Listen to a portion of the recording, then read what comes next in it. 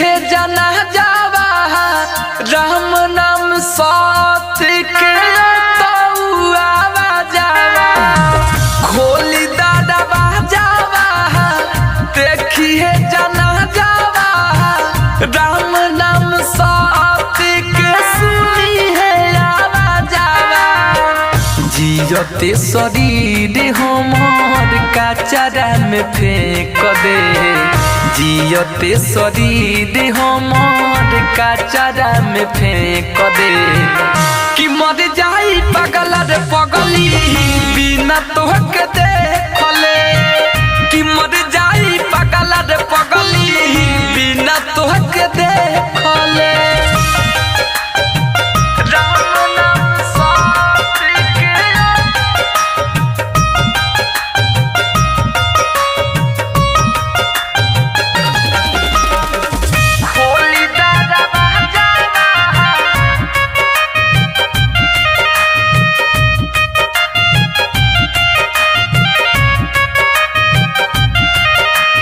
तोरे याद में दहिया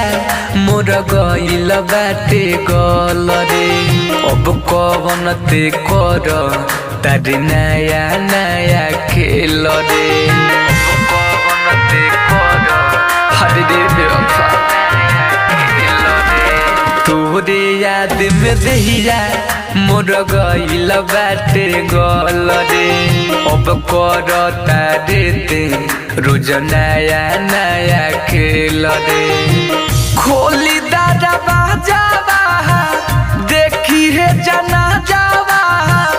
राम नाम साथ के जावा नफरत के बास हमारा दिलवा पे फेंकले नफरत के बास हमारा दिलवा पे फेंकले मर जाई पगल रे पगली बिना तोहके देखले मर जाई पगल रे पगली बिना तोहके देखले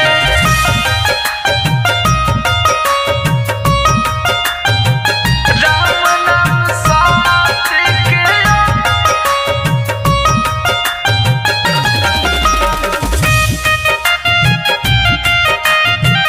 खोली दादा